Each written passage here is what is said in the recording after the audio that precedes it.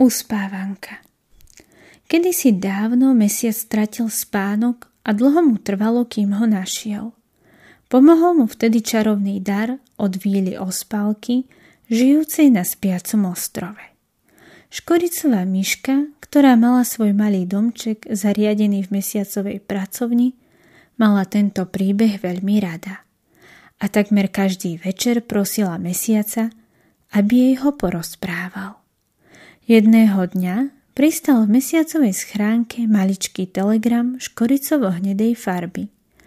Bolo to prianie k narodeninám od všetkých členov myškinej rodiny zo škoricovej planéty. K telegramu bolo pripnuté aj malé balenie škoricových bombónov, čo mala myška veľmi rada. Prečo si mi nepovedala, že máš narodeniny? Spýtal sa mesiac s výčitkou v hlase. Nechcela som ťa tým obťažovať. Aj bez mojich narodenín si dosť zanepráznený, odpovedala myška. V prvom rade sme priatelia a priatelia sú tu predsa jeden pre druhého. Vždy. Mesiac sa ešte stále trochu hneval, no zároveň kul v hlave plány na myškin darček k narodeninám. Chcel jej darovať niečo špeciálne, výnimočné, niečo, čo by odzrkadľovalo veľkosť ich priateľstva. Nech však vymýšľal, ako chcel, na nič prísť nevedel. Mesiac pochodil celé mesačné kráľovstvo krížom krážom. Pýtal sa v námesačníckom obchode s pyžamami aj v zatuchnutom antikvariáte. Žiaden námesačník mu nevedel poradiť. Nahnevaný, zúfalý a zamyslený sa ponáhľal domov, keď zakopol o kryštáľový črepník s levanduľou. Rozbil sa na márne kúsky a črepy s jemným cinkaním dopadali na striebristý chodník. Mesiacovi sa zazdalo, že počul kúsok melódie. Vtedy mu v hlave skrsol nápad. Bude to výnimočný darček, povedal a utekal späť do antikvariátu po pokazenú hraciu skrinku vo výklade. Doma ju vyčistil, opravil a nalakoval. Chýbala mu už iba melódia. Myške sa páčilo na zemi. Mala rada šum vetra v korunách stromov, žblnkot studených horských potôčikov.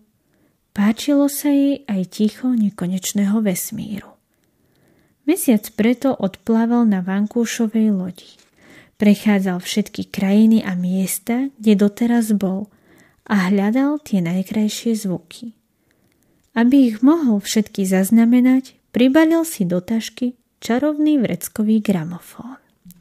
Po večeroch, keď myška tuho spala, sedával v kuchyni a vymýšľal, komponoval a skladal zvuky, ktoré nazbieral.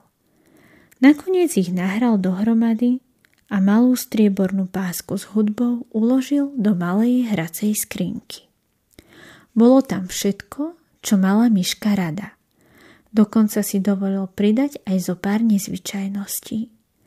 Okrem zvukov zeme, kvapkania vody v solnej jaskyni, cinkania drobných iskričiek z chvostov letiacich komét, cez štebotanie vtáčikov, až po takmer nečujný zvuk motýlych krídel. Všetko sa mu podarilo zostaviť do nádhernej hudby. Keď si ju na skúšku pustil pred spaním, odniesla ho v mysli na všetky ďaleké a krásne miesta. Lepší darček som si ani nemohla prijať. Tešila sa myška, keď nedočkavo rozhrízla baliaci papier a v ňom našla zabalenú hraciu skrinku. Zaberala dobrú polovicu jej myšacej pracovne, no jej šťastie sa nedalo zmerať ničím. Otočila mu sa s ním kľúčikom. V skrinke najprv niečo zachrapčalo, zarachotilo a následne sa izbou začala šíriť jemná melódia, pripomínajúca tú najkrajšiu uspávanku. Myške sa od dojatia tisli slzy do očí. Mesiac si sadol do kresla, no ešte predtým uvaril 2 šálky vanilkového kaká. Myška si sadla na glóbus na jeho pracovnom stole a dlho do noci spolu sedeli, počúvali čarovnú melódiu, v spomienkach sa vracali na miesta a vychutnávali si sladký nápoj. Keď im obom na oči začal sedať spánok, rozlúčili sa a popriali si pekné sny. Od tých čias si myška púšťala melódiu z hracej skrinky každý večer pred spaním. A tiež vždy, keď vonku pršalo, či keď jej bolo ťažko na duši. Kto by to bol povedal?